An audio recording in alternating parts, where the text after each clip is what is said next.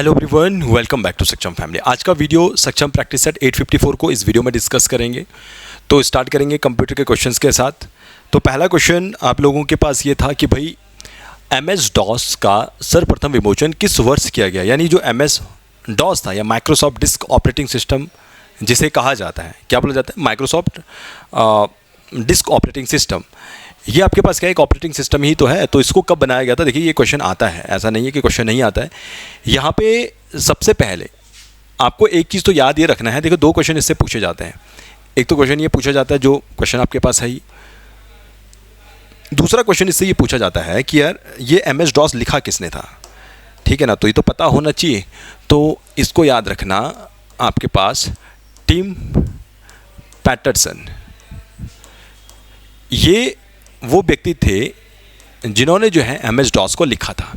ठीक, जो operating system है उसकी जो प्रोग्रामिंग थी वो किसने लिखी थी, टिम पैटरसन ने। अभी एग्जाम में क्वेश्चन पूछा जा सकता है। सबसे पहले 1981 में माइक्रोसॉफ्ट ने इसको अडॉप्ट किया था। किसने किया था, माइक्रोसॉफ्ट ने। और यही जो है आपके यहाँ पे क्वेश्चन पूछा गया था कि भैया ये बताइए कि ये जो MS DOS है सर्वप्रथम किसने विमोचन किस वर्ष किया गया था। तो 1981 में किया था। टिम पैटरसन ने इसको लिखा था और आपके माइक्रोसॉफ्ट ने इसे अडॉप्ट किया था, इसलिए इसको MS DOS को माइक्रोसॉफ्ट ऑपरेटिंग सिस्टम भी बोला जाता है। इतनी बात शायद सभी को क्लियर होनी चाहिए। बस तो यही है यहाँ से जो क्वेश्चन पूछा जाता है। 1987। अब देखिए ये जो क्वेश्चन है ना, मैं तो सोचता था पहले कि यार ऐसा क्वेश्चन क्या ही पूछेगा कोई, लेकिन अभी भी 2021-22 में लास्ट टाइम अभी भी दोबारा क्वेश्चन पूछा गया है। अब पूछा भी क्यों ना जाए, सिम तो सभी यूज़ कर ही रहे हैं। तो सिम का फुल फॉर्म क्या होता है, तो ये होता है सब्सक्राइबर आइडेंटिटी मॉड्यूल, ये इसकी फुल फॉर्म होती है। ठीक है, तो इसमें ज़्यादा जाना नहीं है, बस आपको चीज़ें थोड़ा सा समझनी थी कि इसकी फुल फॉर्म क्या है। मैंने हमेशा कहता हूँ फुल फॉर्म से रिलेटेड जितनी भी चीज़ें होती हैं उसे ज़रूर पढ़ लिया करें। बेसिक चीज़ें आपको आनी चाहिए। उसके बाद का तो यह है कि चीज़ें पढ़नी ही पड़ेंगी। नेक्स्ट क्वेश्चन था सामाजिक संजाल, ट्विटर की संस्थापक कौन है। तो यार जो ट्विटर की स्थापना हुई थी सबसे पहले तो ये 2006 में हुई थी, ये आपको पता होना चाहिए। दूसरी बात देखिए यहाँ पे जो मार्क जुकरबर्ग आते हैं ये तो फेसबुक के संस्थापक हो जाते हैं, ये सबको पता हुआ।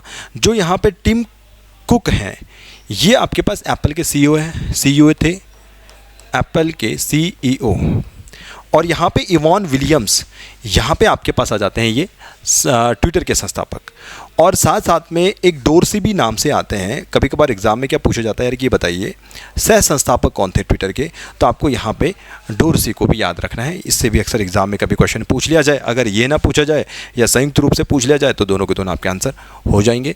निम्न में से कौन सा एक ट्रांसमिशन माध्यम नहीं है। आप ट्रांसमिशन माध्यम समझते हैं, ट्रांसमिशन माध्यम का मतलब है कि डेटा को ट्रांसफर करना, एक स्थान से लेकर दूसरे स्थान तक आप डेटा को ट्रांसफर कर रहे हैं। किस मीडियम से करेंगे वही क्वेश्चन पूछा जा रहा है। क्या मॉडेम से करते हैं, टेलीफोन लाइन से करते हैं, कोएक्सियल केबल से करते हैं, माइक्रो सिस्टम से करते हैं। क्या बोल रहा है क्वेश्चन, नहीं बोल रहा है।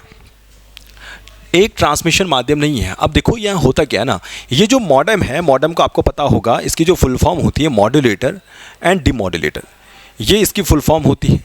आप सभी को पता होगा कि यार अगर अपने को टेलीफोन लाइन से कनेक्ट करना है कंप्यूटर को तो हमारे मॉड्यूलेटर या मॉडेम की ज़रूरत होती है।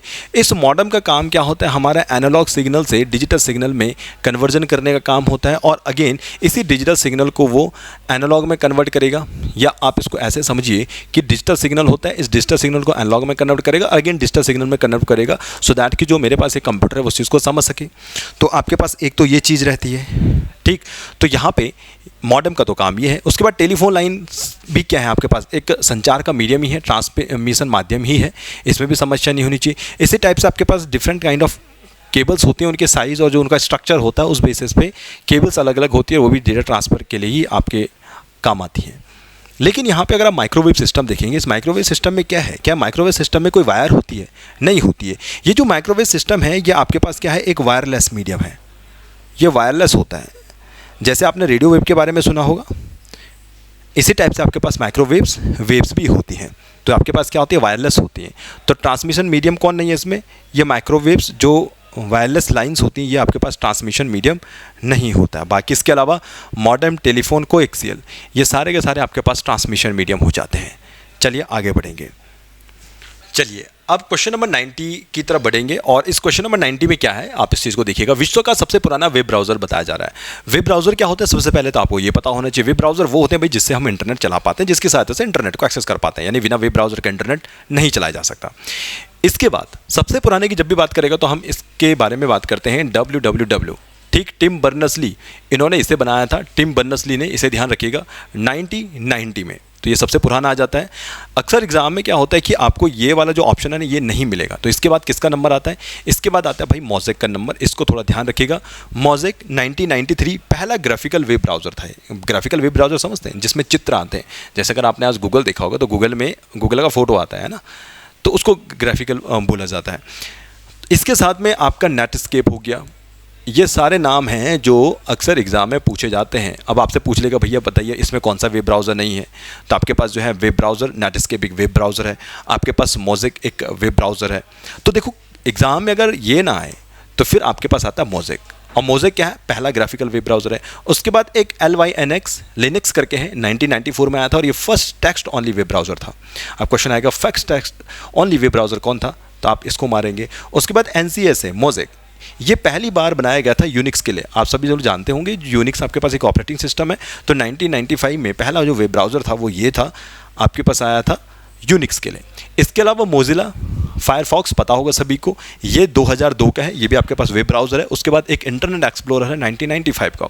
और आप सभी लोग जानते हैं हम गूगल क्रोम के बारे में बात करते हैं, तो ये जो गूगल क्रोम है वो है आपके पास 2008 का। ठीक, तो ये कुछ फैक्ट्स हैं जो आपको थोड़ा सा पता होने चाहिए। एग्जाम में अक्सर क्वेश्चन पूछ लिया जाता है। जितने भी चीज़ें मैंने आपको यहाँ पे बताई हैं ये सारे के सारे एग्जाम में पूछे गए क्वेश्चन हैं। इसके अलावा ओपेरा भी आपके पास क्या है, वेब ब्राउज़र है। मोज़ेक वेब ब्राउज़र हो गया, नेटस्केप आपके पास वेब ब्राउज़र हो गया। और सबसे पहले क्योंकि पूछा था तो सबसे पहले आपके पास WWW हो जाता है। चलिए आगे बढ़ेंगे। 91 क्वेश्चन में ध्यान दीजिएगा। क्वेश्चन में क्या बोल रहा है, हमें बताना था यहाँ पे दर्पण आकृति का चयन करना है। ध्यान रखिए जब भी दर्पण आकृति आती है तो आपने देखा होगा दर्पण में क्या होता है, राइट का लेफ्ट हो जाता है, लेफ्ट का राइट हो जाता है। राइट का आप कर देंगे लेफ्ट और लेफ्ट का हो जाएगा राइट। सपोज़ आपके पास ये एक मिरर था, तो ध्यान दीजिएगा मिरर के पास में आपके पास ये है, तो इसका मतलब जो इसकी मिरर इमेज बनेगी वो सेम नीचे ही बनेगी और आपके पास हमेशा मिरर के पास में यही रहना चाहिए। यहाँ पे ध्यान दीजिएगा ये ऊपर चला गया तो मतलब ये गड़बड़ होगी कहानी, यहाँ पे भी है नहीं तो ये भी गड़बड़ होगी कहानी। अब आपके पास दो चीज़ें आती हैं, या तो आपके पास ये हो सकता है आंसर या ये हो सकता है। अगर आप एक चीज़ ध्यान देंगे, ये कुछ शेप इसका कुछ ऐसा है रेक्टेंगल टाइप, इसमें रेक्टेंगल शेप नहीं है और ऊपर से ध्यान दीजिएगा इसमें ये आ चुका है, लेकिन इसमें तो आपके पास केवल एक सर्कल था, इसलिए आपके पास केवल ऑप्शन बी जो है आंसर इसका हो जाएगा। ठीक, तो उम्मीद करता हूँ आपको ये बात समझ में आई होगी। नेक्स्ट क्वेश्चन की तरफ बढ़ते हैं। क्वेश्चन आपके पास था निम्न में कितने त्रिभुज थे, आपको इसमें आकृति बतानी थी कितनी आकृतियाँ हैं, तो आप इसको देख सकते थे। फॉर एग्जांपल मैं आपको बता देता हूँ, देखिए ये एक 1 हो गया, कौन सा, यहाँ से लेकर यहाँ तक आपके पास 1 है। फिर ये 2 हो गया, कौन सा, ये वाला। फिर उसके बाद आपके पास 3 हो गया। फिर आपके पास ये 4 हो गया, 4 कौन सा, ये वाला और ये वाला। उसके बाद आपके पास 5 है, ये वाला। ठीक, उसके बाद आपके पास ये 6 हो गया छोटा सा यहाँ पे। उसके बाद आपके पास ये 7 हो गया यहाँ पे। उसके बाद ये 8 हो गया, कहाँ पे, ये वाला। ठीक, ये वाला आपके पास 8 हो गया।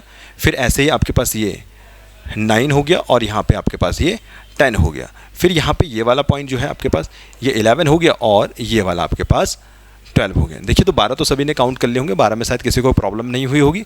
इसके बाद हम डबल डबल करके काउंट करते हैं। ध्यान रखिए डबल डबल कैसे काउंट होंगे। देखिए 12 तो हो चुके हैं, ध्यान रखिएगा हम 12 काउंट कर चुके हैं।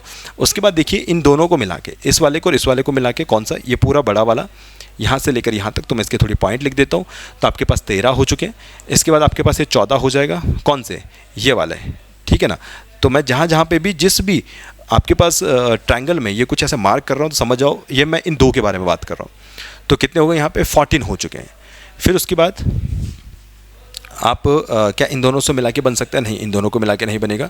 आप इन दोनों को मिला के भी बना सकते हैं। यहाँ पे ये 2, ये इस टाइप से आपके पास कितने हो गए, आपके पास 12 हो गया था, 13 एंड 14 एक 15। फिर इस टाइप से यहाँ पे ये वाला आपके पास आ गया यहाँ पे 16, कौन से 2, इन दोनों को मिला के, तो ये 16 हो गया। इसके अलावा आप इन दोनों को मिला दीजिए, आपके पास यहाँ पे 17 हो जाएगा। इन दोनों को मिला लो तो आपके पास इन दोनों को मिला के 18 हो गया। फिर आप इन दोनों को मिला दीजिए तो आपके पास कितना हो गया, 19 हो जाएगा। और फिर इन दोनों को एक साथ मिला लो, ये वाला अभी तक हमने काउंट नहीं किया, ये वाला, तो आपके पास 20 हो जाएगा। ठीक, तो कुछ इस टाइप से जो है आपको इनको काउंट करना था। और इसके अलावा भी इसमें और सारे हैं, 20 तो आपको मैंने काउंट करवाई दिए। इसके बाद आप 3 को एक साथ भी काउंट कर सकते हैं। 3 को एक साथ काउंट करने का मतलब ये हो गया कि आप इनको कुछ ऐसे देख लीजिए ना, 3 कौन से हो जाएंगे। देखिए आपके पास एक तो ये हो जाएगा, ये वाला, ये 21 हो चुका है। और एक इधर से भी आ जाएगा, ये आपके पास 22 हो चुका है। ठीक, तो ये 21 हो गया। और फिर आपके पास ध्यान दीजिएगा, देखिए ये वाला यहाँ से लेकर यहाँ तक ये आपके पास 23 है, और सेम यहाँ से लेकर यहाँ तक इस टाइप से कुछ आएगा, हाँ इधर आएगा कुछ, नहीं इधर से नहीं आएगा। तो 23 हो चुका है ना। देखिए 23 तो मैंने आपको काउंट करवाई दी है, इसको आप अच्छे से काउंट कर लीजिएगा एक बार। उसके बाद आपके पास ये वाला हो जाएगा 24, ये शायद बहुतों ने काउंट नहीं किया होगा। एक ये हो जाएगा आपके पास 25, ठीक, और एक आपके पास ये हो जाएगा 26। कौन सा, ये वाला है, ठीक है भाई। तो ये मैंने आपको 26 यहाँ पे काउंट करवा दी है। बाकी देखिए इसके काउंट करने की ट्रिक होती है, तो आपको अगर वो ट्रिक्स आते हैं तो धीरे धीरे आप जो है इनको फाइंड आउट करना शुरू कर सकते हैं। तो 26 यहाँ पे आपका आंसर हो जाता है। चलिए 93 की तरफ बढ़ेंगे। 93 क्वेश्चन क्या बोल रहा है, इस क्वेश्चन में आपको फाइंड आउट करना है कि इसमें पूरा कौन करेगा। अच्छा ध्यान दीजिएगा, अगर देखिए अगर हमें पूरा करना है तो भाई हमें कुछ ऐसा कुछ चाहिए होगा, सीधी सी बात है, और यहाँ पे भी कुछ चाहिए होगा कुछ ऐसे, तभी ये पूरा हो पाएगा। अब मुद्दा इस बात का है कि यहाँ पे क्या आने वाला है, यहाँ पे तो यहाँ पे कौन सी चीज़ें आएगी। देखो ध्यान दो, आपके पास जो भी ये तीर देख पा रहे हो आप, यहाँ पे ये बड़े पास में है, तो ऑब्वियस सी बात है कि यहाँ पे भी आपके पास ऐसे पास में ही होंगे कुछ ऐसे। और इधर आपके पास कैसे आएगा ये, देखिए ऐसे जा रहा है ये, तो आपको मतलब यहाँ पे इधर आ गया, तो ये आपको ऐसे लेके जाना पड़ेगा। तो देखो ऐसे कहाँ पे ऐसे साइन है जो थोड़ी पास में है और ये दूर है। अगर आप ध्यान देंगे इस वाले चौथे वाले में, तो ये आपके पास परफेक्ट आ रहा है, ठीक। तो यहाँ पे ये कुछ ऐसे हैं एरोज, और एक एरो आपके पास, ये तो विपरीत बना देना मैंने, ऐसा कोई एरो है नहीं है, ठीक है मैंने गलत बना दिया ना। तो ये वाला आएगा इसमें, कौन सा, ये कुछ ऐसे बनेगा भाई, ऐसे बना दो। इससे आपके पास दो ऐसे बनेंगे पास में, और एक आपके पास नीचे की तरफ आएगा, क्योंकि ये भी नीचे था तो ये भी नीचे आएगा, ठीक है। तो इसलिए आपके पास ऑप्शन 4 इसका आंसर हो जाता है। देखिए ये सारी चीज़ें ना प्रैक्टिस से आती हैं। आप लोग माना अगर आपको ढूंढना नहीं भी आया है, तो अगर आप एक दो बार चेक करेंगे तो आपको चीज़ें आ जाएंगी। 94 की तरफ बढ़ते हैं। 94 क्वेश्चन में थोड़ा सा दिमाग लगना था। दिमाग लगने का मतलब ये है कि आपको थोड़ा चीज़ें देखनी थी। अगर आप इन सारे फिगर में थोड़ा सा ध्यान देते, तो एक P एक ऐसा अल्फ़ाबेट है जो इसके पास भी है, इसके पास भी है और इसके पास भी, लेकिन जो P अल्फ़ाबेट है वो यहाँ पे नहीं है इस वाले के पास, इसलिए जो ऑप्शन B है यहाँ पे ये अलग हो जाता है। तो ये तो अगर आपने पहले से कोई क्वेश्चन देखा हुआ है तो वेल एंड डन है, अगर नहीं देखा है तो फिर जो है थोड़ा सा समस्या आ सकती थी। चलिए अब इस क्वेश्चन की तरफ चलते हैं। इस क्वेश्चन में आपको समीकरण को क्या करना है, हल करना है। तो अगर देखिए आप इनमें से किसी भी साइन को चेंज कीजिएगा, जैसे मैं यहाँ पे अगर C को चेंज करके देखूँ तो C में क्या करना है, माइनस की जगह आपको करना है डिवीजन। अब माइनस की जगह डिवीजन कीजिए। जैसे यहाँ पे अब यहाँ पे माइनस है, यहाँ पे माइनस तो है ही नहीं, शायद ये -6 होगा, है ना। तो मैं माइनस की जगह डिवीजन कर रहा हूँ, मतलब ये कुछ ऐसे आएगा। पर डिवीजन करके क्या होगा, अच्छा ठीक है ये 30 है ना, ठीक है। तो ये कुछ ऐसे बनेगा 30, माइनस की जगह आप डिवीजन करेंगे, यानी डिवीजन आपको मिलेगा 6, आपको मिलेगा -4 + 2 एंड मल्टीप्लाई 3, कुछ ऐसे मिलेगा। सबसे पहले हम इसको डिवीजन करेंगे। डी मास रूल सभी को पता होना चाहिए भैया। हम सबसे पहले डिवाइड करेंगे, फिर मल्टीप्लाई करेंगे, एडिशन करेंगे, सब्ट्रैक्शन करेंगे। 6 5 आपके पास 30 हो जाता है, फिर -4 हो जाएगा, फिर +2 आ जाएगा, और यहाँ पे मल्टीप्लाई भी कर लो, 3 2 6 हो जाएगा। 5 - 4 1 हो जाएगा, 6 + 1 आपके पास कितना मिलेगा, 7 मिलेगा। और हमें 7 ही तो चाहिए था, समीकरण मेरे पास 7 ही तो थी। तो क्या इसका जो 7 है क्या LHS और RHS के जो LHS है क्या RHS के इक्वल नहीं आ रहा है, बिल्कुल आ रहा है। तो इसलिए आपके पास यहाँ पे 7 C वाला जो है ऑप्शन आंसर हो जाएगा। 96 की तरफ बढ़ेंगे। देखिए कभी भी इस प्रकार के क्वेश्चन अगर आपके एग्जाम में दिखें तो इसमें आपको बस एक ही चीज़ करनी है, और चीज़ क्या करनी है वो आपको लगाना ये वाला फॉर्मूला। जब भी कोई व्यक्ति जितने भी व्यक्तियों के साथ हाथ मिलाए तो n(n-1/2), ठीक। अब n(n-1) मतलब नंबर ऑफ पर्सन, जितने भी लोग जो है हाथ मिला रहे हैं। जैसे इसने क्या बोला है, इसने बोला एक क्रिकेट प्रतियोगिता में 4 टीमें हैं। कितनी टीमें हैं इसमें, 4 टीमें हैं। एक क्रिकेट टीम में आपके पास 11 प्लेयर होते हैं, तो मतलब 4 टीमें हैं, तो इसका मतलब n की जो वैल्यू हो जाएगी वो हो जाएगी 44, यानी 44 लोग हैं। अब हर एक व्यक्ति हर किसी से हाथ मिला रहा है, तो मतलब n की 44 हो जाएगा। यहाँ पे n-1 मतलब 44 - 1 हो जाएगा, और अपॉन में आपके पास आ जाएगा 2। अब इसको सॉल्व भी तो करना है आपको, और क्या करना है, ठीक। तो 2 से 2 2 आपके पास 22 टाइम्स ये डिवाइड हो जाएगा, और यहाँ पे आपको 22 मल्टीप्लाई आपको करना पड़ेगा सिंपली 43, ठीक। इन दोनों को मल्टीप्लाई जो आप करोगे तो आपको मिलेगा 946 आंसर। तो इसको आप मल्टीप्लाई करके देख लीजिएगा, आपको आंसर मिल जाएगा। तो इस टाइप से आपको चीज़ें करनी है। माइनस क्यों करना होता है कि हम वो आदमी खुद अपने साथ कभी हाथ नहीं मिलाएगा, तो वो हर एक दूसरे से हाथ मिला रहा है, इसलिए मुझे एक उससे माइनस भी करना पड़ रहा है। तो यही है फॉर्मूला। अभी इसमें गिफ्ट एक्सचेंज करने आते हैं कि भैया 8 लोग हैं, एक दूसरे को गिफ्ट एक्सचेंज कर रहे हैं, या पार्टी में 7 लोग मिले, एक दूसरे से हाथ मिला रहे हैं, बताइए कितनी बार हाथ मिला, वो इसी टाइप के कुछ क्वेश्चंस होते हैं। 97 क्वेश्चन की तरफ बढ़ेंगे और एक अभ्यर्थी 30% प्राप्त करने पर 5 अंकों से फेल हो जाता है, जबकि दूसरा 40% अंक प्राप्त करने पर न्यूनतम उत्तीर्ण अंकों के 10 अंक से अधिक पाता है। तो उत्तीर्ण होने की न्यूनतम अंक क्या है? मान लो कि जो क्वेश्चन पेपर रहा हो वो रहा हो टोटल x मार्क्स का। कितने मार्क्स का रहा हो? वो रहा हो टोटल, मान लो जो पेपर था मान लो वो रहा होगा x मार्क्स का, मतलब टोटल जो नंबर थे वो थे x। अब मान लो एक व्यक्ति 30% अंक प्राप्त करता है, तो x का 30% कितना हो जाएगा? x मल्टीप्लाई 30/100, ये सभी लोग जानते होंगे, यानी उसके कितने आए? 0 से 0 कैंसिल हो जाएगा, यानी 3x/10 आया। समझ में आई बात? मतलब जितने भी वो नंबर का पेपर रहा होगा उसका मैंने x% निकाला, मतलब x का 30% निकाला, तो मतलब इतने नंबर एक्चुअल में उस आदमी के बच्चे के आए होंगे। लेकिन इतने तो आए, लेकिन वो तो फेल हो गया। कितने नंबर से फेल हुआ? वो हुआ 5 अंकों से फेल। इसका मतलब उससे 5 नंबर अगर वो ज़्यादा लेके आता तो वो पास हो जाता। तो क्या मैं इसको ऐसे लिख सकता हूँ कि भैया उसे पास होने के लिए कितने चाहिए थे? जितने उसके नंबर आए 3x/10, इससे मुझे 5 और लगाने पड़ेंगे, तब वो पास हो जाता। दूसरा केस क्या है यहाँ पे कि यार जबकि दूसरा 40% अंक लाने से न्यूनतम उत्तीर्ण अंकों से 10 अधिक पाता है। इसका मतलब भाई अगर मैंने माना टोटल अगर x मार्क्स से, तो उसका 40% निकालो, तो x का दूसरे वाले केस में क्या होगा? ये तो पहला केस था। दूसरे केस में क्या हो गया? हमारे पास x का 40% यानी x मल्टीप्लाई 40/100, इसका मतलब कितना हो गया? 4x/10 हो जाएगा। ठीक है, यहाँ पे भी 0 से 0 कैंसिल हो गई, यानी वो 4x/10 मार्क्स लेके आया, लेकिन वो 10 नंबर ज़्यादा लाया है उत्तीर्ण मार्क्स से। तो मतलब मैं इससे 10 नंबर अगर कम कर दूं तो मुझे उत्तीर्ण नंबर मिल जाएंगे, मिलने चाहिए ना। तो एक को तो इतने चाहिए थे, 5 नंबर उसको ज़्यादा चाहिए थे, तो उत्तीर्ण हो जाता। दूसरा क्या, वो 10 नंबर ज़्यादा लिया है, इसलिए मैंने इसको 10 माइनस कर दिया। इसको इन दोनों के बराबर कर दो, क्योंकि ऑब्वियसली बात है ना, ये जो नंबर होंगे इतने में ये उत्तीर्ण हो जाएगा, और ये 10 नंबर कम लाता तो तभी उत्तीर्ण रहता। तो मतलब मैं इसके बराबर कर सकता हूँ। तो कुछ ऐसा हो जाएगा 3x/10 + 5, और यहाँ पर कितना हो जाएगा? 4x + 10 - 10। अब इसको थोड़ा सा आपको क्या करना है, 3x + 50 हो जाएगा, यहाँ पे आपके पास 10 आ जाएगा, और यहाँ पे भी सेम आपके पास 4x 10 जा 100 हो जाएगा और 10 आ जाएगा। इतनी बात शायद सभी को क्लियर होगी। और देखिए अब छोटी मोटी चीज़ें होती है, 10 से 10 आपको कैंसिल करना है। आपको यहाँ पे इसको इधर ले आना, यह हो जाएगा आपके पास 150, और उसको इधर लेके चले जाओ, आपके पास हो जाएगा कितना आ जाएगा? 4x - 3x। तो आपको x की वैल्यू कितनी आ रही है? 150 आ रही है। मतलब जो उसके ओरिजिनल नंबर थे वो थे 150, मतलब 150 मार्क्स का वो पेपर रहा होगा। अब इसने क्या बोला था? उत्तीर्ण होने के लिए कितने अंक चाहिए उत्तीर्ण होने के लिए?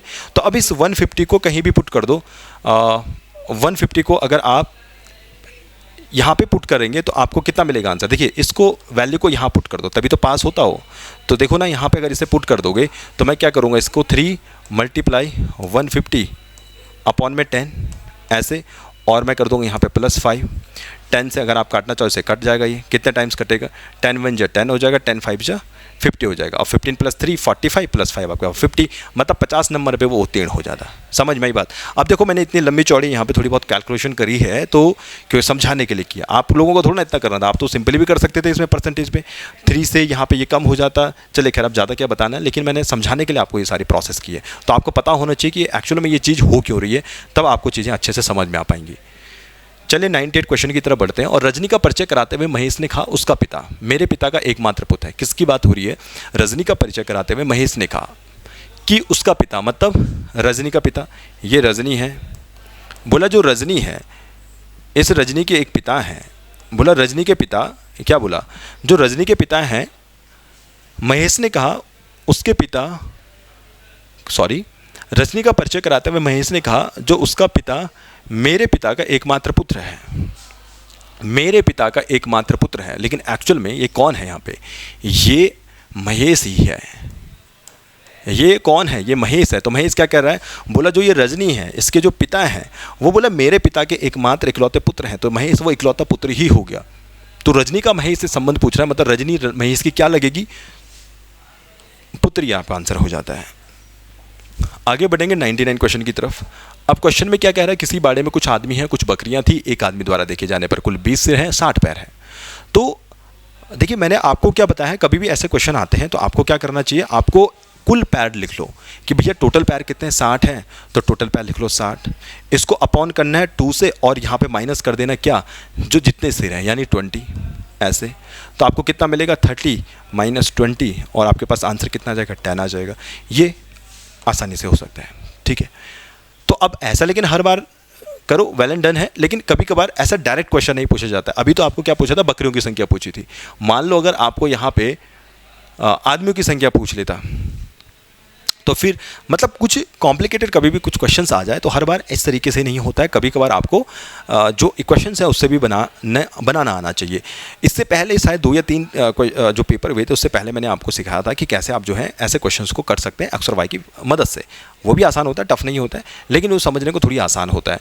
तो चलिए अभी तो मैंने इस टाइप से करवा दिया। अगर आपको वो चीज़ सीखनी है तो आप 1 या 2 पेपर पीछे चले जाइएगा, कहीं ना कहीं आपको क्वेश्चन मिल जाएगा। अब यहाँ पे गलत संख्या बतानी थी कि गलत संख्या यहाँ पे कौन सी होगी। तो अब देखिए यहाँ पे हम भैया 4 से 9 बनाने की कोशिश करते, तो मैंने क्या कहा, 4 × 2 कर दो और +1 कर दो, बोला 9 आ जाएगा। 9 × 2 कर दो, +2 कर देना, 20 आ जाएगा। 22 × 2 कर दो, +3 कर दो, 43 आ जाएगा। 43 × 2 कर दो और +4 कर दो, क्या 89 आ जाएगा, ये आपको देखना है। 2 3 = 6, 2 4 = 8, 83 6 और +4 ये आता है 90। इसका मतलब यहाँ पे आपके पास कितना होना चाहिए था, 90 होना चाहिए था। क्यों, क्योंकि 90 मल्टीप्लाई जब आप 2 करोगे तब +5 करोगे तो आपको कितना मिलेगा, 185 मिलेगा। तो इसका मतलब आपके पास 89 जो है यहाँ पे रॉन्ग आंसर हो जाता है। क्लियर है बात। तो उम्मीद करता हूँ कि आपको ये बात समझ में आई होगी। तो आज के इस वीडियो में इतना ही, मिलेंगे हम एक और नई सॉल्यूशन वीडियो के साथ।